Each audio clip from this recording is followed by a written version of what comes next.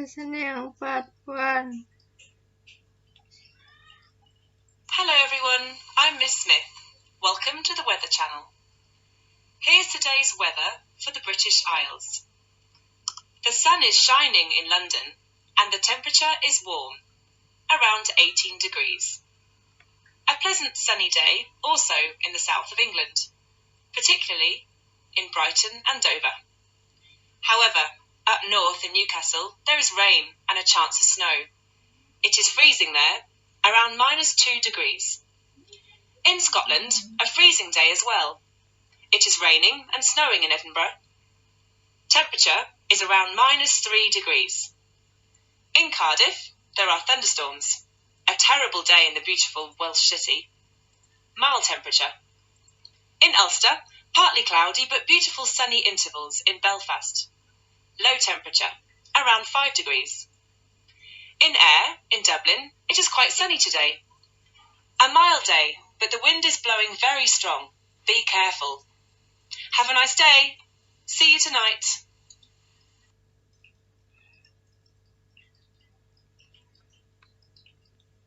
The Weather Channel is hosted by Miss Smith and she reports as follows. Welcome to the Weather Channel. It is today's weather from the British Isles. The sun is shining in London and temperature is warm, around 18 degrees. A pleasant sunny day also in the south of England, particularly in Brighton and Dover. However, up north in Newcastle, there is rain and chance of snow. It is freezing day around -2 degrees, and then in Scotland, a freezing day as well. It is raining and snowing in Edinburgh. Temperature is around -3 degrees in Cardiff. There are thunderstorms. A terrible day in beautiful Welsh City. Mild temperature in Ulster. Partly cloudy but beautiful sunny intervals in Belfast. Low temperature around 5 degrees. In Eire in Dublin, it's a quiet sunny day, a mild day, but the wind is blowing very strong. Be careful. That's all for listening 1. Listening Part 2. Schools in England are preparing to welcome back pupils after nearly 6 months out of the classroom. The Education Secretary, Gavin Williamson, insisted that students were returning to a safe environment and said the reopening of schools was a massive milestone, but he apologised again to young people for the stress and uncertainty of problems with A-level and GCSE results.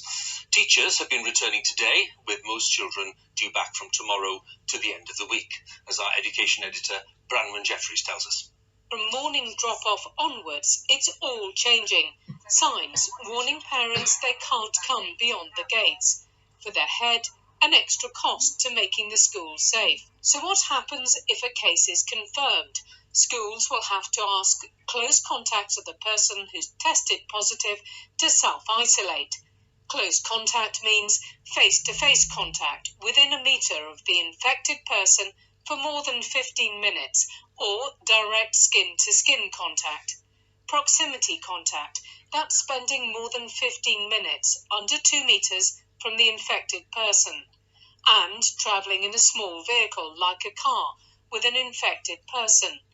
Local health officials will help identify these contacts. Getting schools open, pupils back, is one political challenge. Sorting out what happens to next year's exams is another. Delays on the cards, with answers expected soon. Brighton Jeffries, BBC News.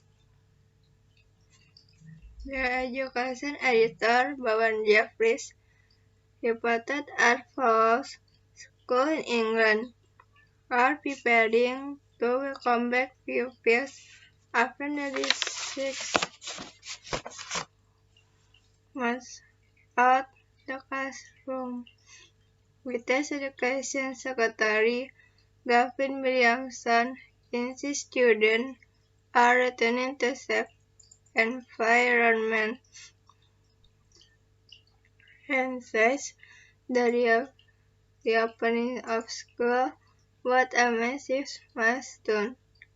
But he apologized again to young people for the stress and uncertainty of problem with A-level and GCSE research. Teachers have returned today with most students double from tomorrow to the end of the week. For morning the onwards is a changing signs, warning parents they can come beyond of the gates, for they had an extra cost to making the school safe. So what happened is confirmed. We have to ask close contacts of the person who tested positive to self-isolate. Close contacts mean face-to-face contact within a meter of the infected person for more than 15 minutes. Or the seen-cooking contacts, proximity contacts, that spreading more than 15 minutes on the 2 meters from the infected person, and tampering a small vehicle like a car with an infected person. Local health officials have identified these contacts. Getting school open copies back is one political challenge. Setting out what happens next year, exam is another. July is on the cards, with answer expected soon. That's all for listening to Listening Part 3.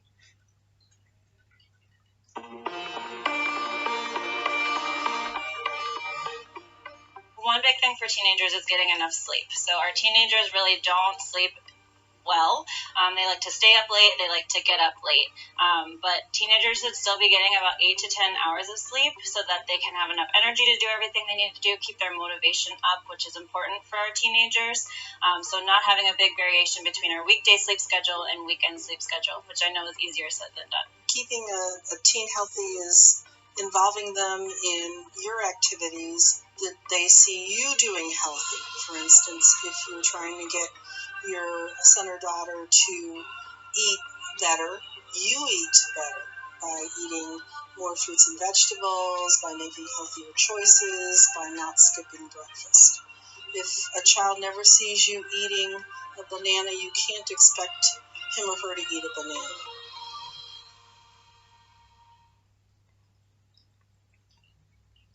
Our mindset as follows.